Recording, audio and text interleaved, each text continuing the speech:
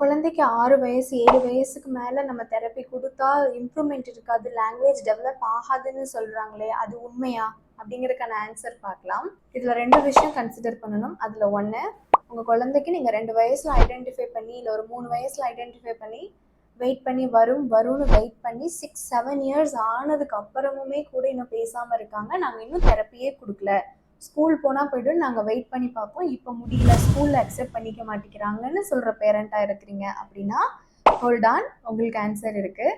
Second condition, நாங்கள் already identify பண்ணிட்டோம், ஒரு 3 வயசுலேருந்தே தெரப்பி கொடுத்துருக்கோம், பட் பெரிய லெவலில் இன்னுமே அந்த ஏஜ் லெவலுக்கு இம்ப்ரூவ்மெண்ட் இல்லை, பட் நாங்கள் வந்து keep on therapy process follow பண்ணிட்டு தான் இருக்கோம், ஆனால் இப்போ வயசு 7 ஆயிடுச்சு, இம்ப்ரூவ்மெண்ட் இதுக்கு மேலே இருக்காதா அப்படின்னு சொல்கிற இன்னொரு கேட்டகரி ஆஃப் பேரண்ட்.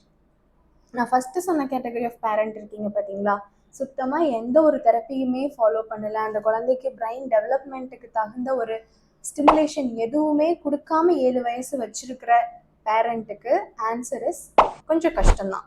ஏன்னா 7 வயசு ஆகியுமே சுத்தமாக எந்த ஒரு டெவலப்மெண்ட்ஸுமே இல்லை, எந்த ஒரு ஸ்டிமுலேஷனுமே இல்லாத பிரெயினுக்கு கண்டிப்பாக நம்ம லாங்குவேஜ் டெவலப்மெண்ட் வந்து நம்ம இந்த ஏஜ் லெவலுக்கு கொண்டு வர்றது கொஞ்சம் கஷ்டமான விஷயம்.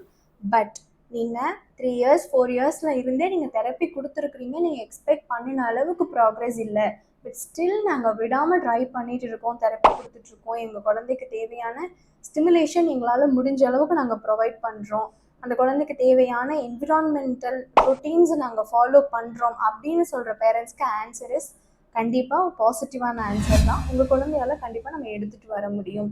பிகாஸ் எந்த ஒரு ஸ்டிமுலேஷனுமே இல்லாத குழந்தைக்கும் ஸ்டிமுலேஷன் இருந்து நம்ம கரெக்டான லெவலுக்கு மேட்ச் ஆகாத குழந்தைக்கும் நிறைய டிஃப்ரென்ஸ் இருக்குது இல்லையா?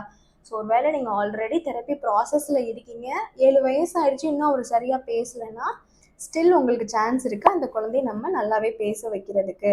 பட் 0 ஸ்டிமுலேஷனில் இருக்கிற குழந்தைக்கு ப்ராக்ரெஸ் ப்ராபப்ளி டிஃபிகல்ட்டு தான்.